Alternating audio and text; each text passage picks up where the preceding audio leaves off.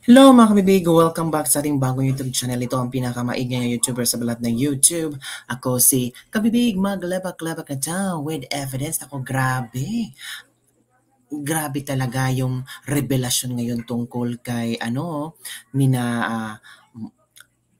yung asawa ni Vice President Sara Duterte, ni Pulong Duterte, ni Michael Yang. Grabe mga kabibig. Ito ay revelasyon ni sino ba ito si dating Custom Intelligence Officer Jimmy Guban sa issue ng illegal na droga. Naku, as in nawindang ang mga tao kabibig sa talagang wala siyang sobrang tapang niya na binulgar. At the same time, he mentioned the name of these people. Pero ang tanong ng mga netizen, ano ba ang motibo behind these revelations? Bakit bigla siyang nagbago ng testamento? Bakit noong naging resource speaker siya sa Senate Blue Ribbon Committee ay iba ang kanyang statement at ngayon naman sa Kongreso, iba naman ang statement?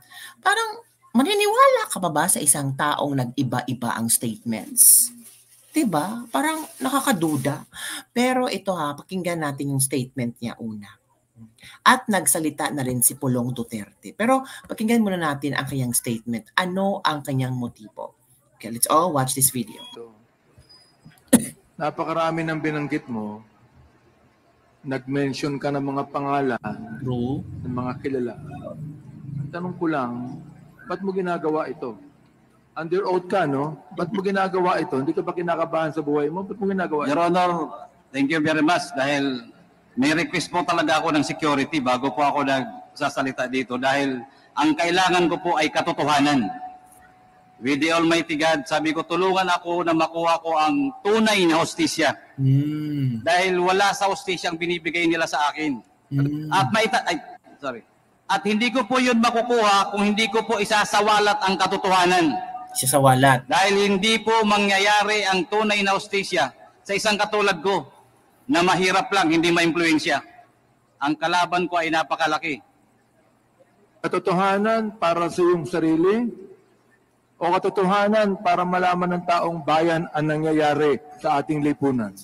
Katotohanan po para malaman ng taong bayan ang nangyayari sa ating lipunan. Lalong-lalo na po sa criminal justice system natin.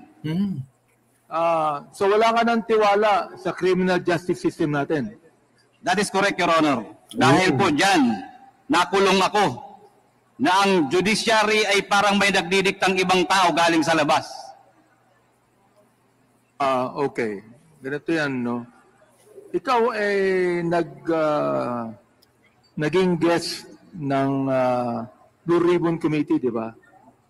Nag-testify ka ron, di ba? Opo, Your Honor. Yung bang testimony mo sa Blue Ribbon Committee at yung testimony rito, pareho? Hindi po, Your Honor. Yun na, hindi po, Your Honor. Hindi po same ang kayang testament ngayon kumpara noong Blue Ribbon Committee. Bakit? Kung talagang sinasabi mo noon sa Senate Blue Ribbon Committee, maraming naniwala sa iyo. So pinaniwala mo pala ang mga tao, binilog mo pala ang utak ng mga tao. Ngayong pinatawag ka sa Kongreso para magsalita, iba na naman ang statement mo. 'Di ba? So ngayon, nung panahon ni Duterte, kasi natatakot ka, ngayon wala nang Duterte nakaupo, si VP Sara na lang. Ngayon ay naramdaman mo yung power ng Marcos, nag-iba na naman ang statement mo. Kasi baka nalaman mo, nakalaya si De Lima, baka pwede din siyang makalaya, di ba? Yung mga ganong kasangasangang isip ng tao, kasangasangang interpretasyon ng tao, ang mga, gawain, I don't know mga kabibig, pero na-shock lang ako. Kung under oath ka sa Senate Committee, dapat totoo ang mga sinasabi mo, 'di ba? Nakakapagduda lang. Ngayon naman under oath ka na naman sa Kongreso, pero ibang statement na naman. So sinong taong maniniwala sa iyo? Natural magdududa ka kung paniniwalaan ko ba siya. Kasi noon nag-oath siya sa Senate Committee, pero ngayon sinabi niyang hindi totoo ang mga sinasabi niya noon, 'di ba? Nandun po ako sa committee. Ibig sabihin, doon sa Blue Ribbon Committee, nagsinungaling ka, There pero you go. dito, totoo sinasabi mo. Ito po, Your Honor, yung totoo dahil hindi na po ako takot ngayon na lumaban. Hirap naman. Oy, don't tell me that time takot na takot ka. Eh bakit nag-oath ka nga, sasabihin mo ang totoo? 'Di ba? Pero ngayon hindi ka natakot. Baka nag-iideya ka na, ay kung nakakalaya si Dilema, pwede ako makalaya nito. So kailangan kong i-twist ang story or kailangan kong sabihin ang katotohanan. Ano ba ang totoong katotohanan? 'Di ba? So ano kaya ang maging reaksyon ng mga senador na makapanood sa videong ito noong mga senador during the Senate Blue Ribbon Committee? Ano kaya kanyang reaction? Pinaglalaroan na siya ng taong ito? So kung ang taong ito ay marunong maglaro sa kanyang statement, so there's a possibility na nilaro din niya ang kanyang statement ngayon? Wala na akong nakatarak sa dibdib ko. Sagutin mo ako. Sa Blue Ribbon Committee, under oath ka, nagsinungaling ka. Yes, Your Honor. There you go. Inaamin mo ngayon yan. Yes, Your Honor. At under oath ka ngayon, nagsasabi ka ng totoo dito sa aming committee. Yes, Your Honor. Ito po yung totoo. Parang kung Alam nyo kasi, kung ako yung tao, nung sabihin ko talaga, so, maniniwala pa kami sa'yo. Di ba? pagka minsan nanonood ang taong bayan Di Totoo. ba? Opo. Napakahirap paniwalaan na magsasabi ka ng iba sa Senate Blue Ribbon Committee, ang sabihin mo dito, iba rin ang sinabi mo, at dito, ang binabanggit mo, katotohanan. Paano kami maniniwala sa'yo? Your Honor, yung katotohanan po ngayon ay inilabas ko dahil tinatakot ako nila during that time. Ay, Diyos ko, my God. Marami pong nangyayari during that time. Marami pong namamatay. Ngayon po nakita ko po na maganda ang pagserbisyo para sa hustisya ng ating bayan. Kahit po ano po ang gawin ko noon, kahit sino pong siga during that administration, sa dami ng namamatay, kunting salita lang, nawawala sa bayan, sa lipunan. So ngayon po, ang tamang panahon, inantay ko po, Your Honor. Kung haba, may kunti pa akong kwento, Your Honor, for about 4 years ko sa kulungan. Yan po, Your Honor, ang sinasabi ko ngayon dahil hindi ko magawa noong araw. So, Mr. Guba, naniniwala ka na itong committee ito may mga gawa para sa hustisya mo? Yes, Your Honor. And I am praying for that, Your Honor. Okay. Under appeal ang kaso mo ngayon. So it means pala, kailangan mong i-twist ang storya or kailangan mong ibahin ang testament mo kasi naniniwala ka na ang mga congressman ngayon ay bibigyan ka ng chance para makalaya. Diba? Possible. Sapagkat life imprisonment ka, di ba? Under appeal ang iyong kaso ngayon. Yes, po, Your Appeal Honor. pala. Kaya Okay. pala. Hindi ka ba natatakot bumalik? Your Honor, sana wag na muna doon. Makahanap muna ako habang sa ibang kulungan na safe naman ako. Oh, Pero para there you po go. sa katotohanan, Your Honor, I have to do this. Para po sa bayan. Yung base Yung nung Senado ka, yung nang-oath sa Senado is hindi mo yung ginawa para sa bayan? Kasi nakakawindang lang yung mga statement niya eh. Kayo kabibig, maniniwala pa ba kayo sa statement niya? ng kaso mo ay tungkol sa Dangerous Drugs Act. Di ba? Opo, Your Honor. Bakit? I mean, akala ko ba gusto mong sabihin sa amin yung mga tao na tungkol sa droga? Bakit ang kaso mo tungkol sa dangerous drugs? Ikaw ba nag-i-import ng illegal drugs? Noong panahon na ikaw ay intelligence officer ng customs? No, Your Honor. Wala pa akong involvement kahit anong importation. Oo, wala siyang involvement. Okay. So kaya nga mga kabibig, sabi ng iba, ano kaya ang motibo niya? Ang motibo, possibly gusto niya makalaya. Ganun talaga. So kailangan niyang, kasi nakakaduda eh. Kasi sa nangyari noon sa Blue Ribbon Committee, tapos binawi niya, binago na naman ang statement niya. Ako, parang teleserye lang ang datingan ngayon. Tapos, tinanong si Davao Representative, tinanong si Surigao del Norte Representative Ace Barbers kung ano ang kaniyang reaksyon sa sinabi ni, sino ba yun? Si Guban, na kung saan may testimonya si Guban na nililink si Davao Representative Paulo Duterte at VP Hasman Manscarpio. So ito ang kanyang sagot, mga kabibig. I'm sure, no, parang ramdam ko lang na ang tawag dito, makakalaya itong si Guban. Ramdam ko lang, kabibig, ha? Kasi para yung mga... Yung mga hindi dapat yung sabihin. So, kaya, yun agree with you. In fact, we asked that question, tinanong natin siya. Sabi natin, anong motibo, bakit nagbago yung iyong desisyon, no? At nag-recant ka ng iyong statement. Ang sabi naman niya, gusto niya magkaroon ng totoong justisya dahil napilitan siyang sabihin yung mga hindi dapat niyang sabihin. So, kaya yun ang pinaka-point na nakakagulat. Apparently, there seems to be a pressure kung siya ay tumistigo noon. Na kung saan, naging dahilan para din siya ay ikulong. Meron pa bang Guban witness na darating? Well, yung mga ganyan, marami pang siguro, ayun nga, kagaya na sabi ko, maraming gustong mag-share ng information. At itimbangin talaga namin ito. Makakaasa kayong lahat na hindi kami sasali sa anumang politically motivated reports dito. Dahil sa amin, katotohanan, para sa bayan, para sa ating mga anak ito.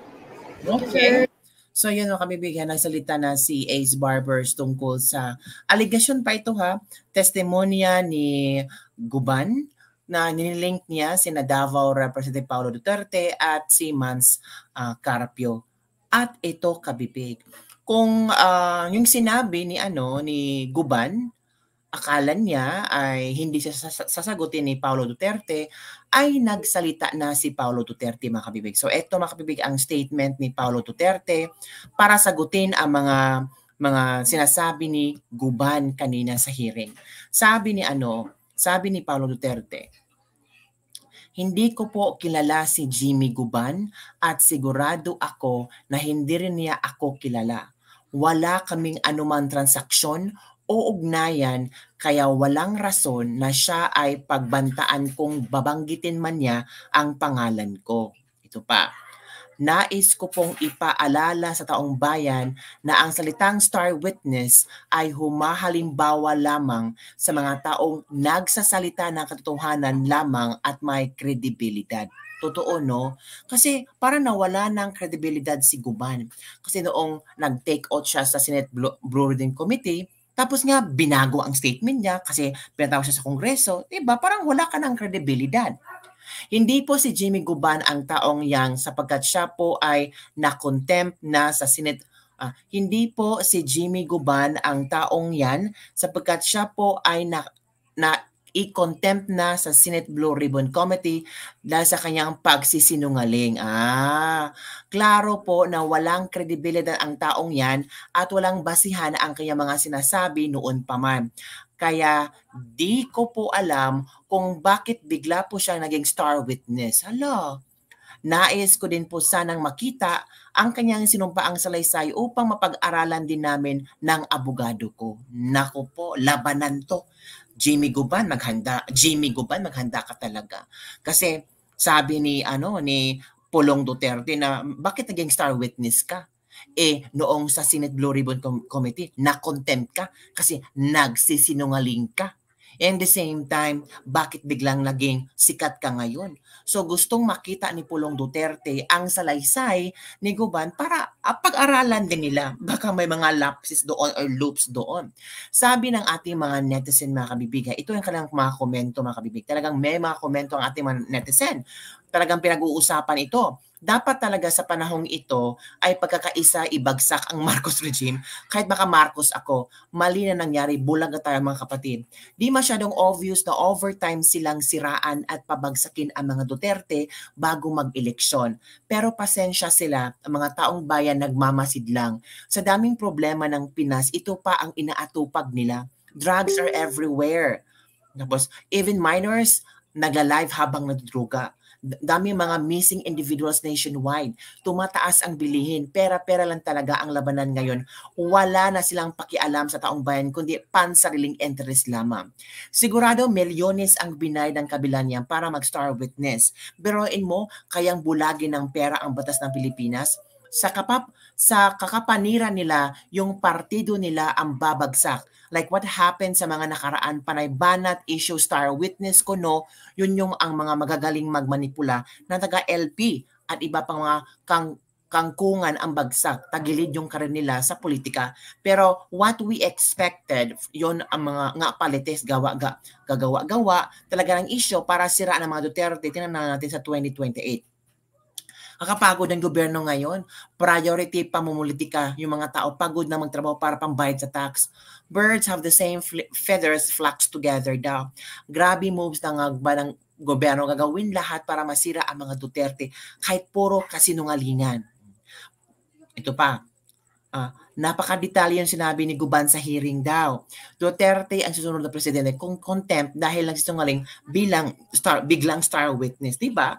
Na-contempt na nga sa Senado, tapos biglang nag-star witness. Tapos sabi niya, natakot siya that time, kaya nagsinungaling siya. Ngayon daw, hindi siya takot, kaya sabi niya katotohanan. So parang walang credibility mga kabibig. Diba mga kabibig?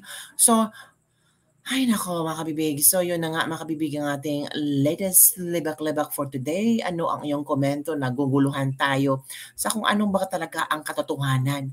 Bakit yung na-contempt sa Senado kasi nasisinungaling ay biglang naging star witness ngayon. Diba? Nakakagulo lang ako. Tapos ang dami pang problema, inuna pa to. Diba mga kabibig? Don't forget to like, subscribe, and share this video. Bye everyone! See you next time!